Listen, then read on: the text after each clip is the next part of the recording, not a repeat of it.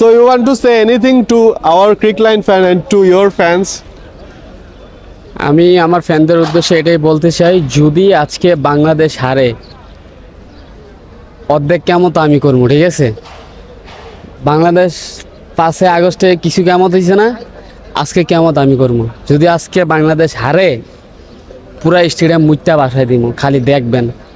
হারলে খবর আছে ভাই, এই যে আজকে ফজর নামার সময় উঠছি, উইটা ইচ্ছা মতো ইবাদত করছি, যেটা সত্যি সেটাই। এরপরে ঘুমাইছি 2-3 ঘন্টা, ঘুমায় 10টার দিকে রওনা দিয়ে চলে আসছি স্টেডিয়ামে। এখন বাকিটা আল্লাহ ভরসা, দেখি খেলা কি হয়। তবে আজকে যদি বাংলাদেশ হারে, এটা আগুন ধরা দিব আমি।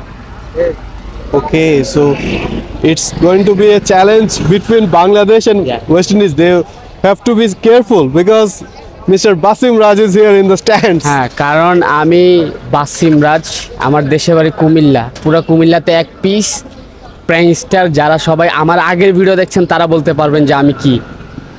তো ওই আগের গুলাই আর কি এখন নিয়ে আসবো এই স্টেডিয়ামে।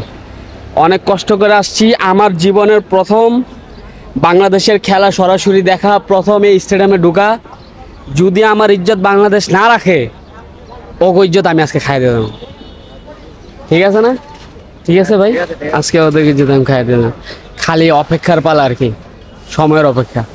So this is the final and last warning to Bangladesh. They must fix their game and win. That's what you want to say, right? Yes. তো ইনশাল্লাহ আশা করি বাংলাদেশ জিতবে, তারপরও নার্ভাস হব না।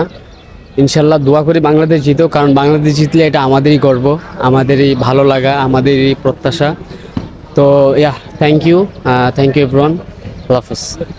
Thank you so much. Thanks for the time.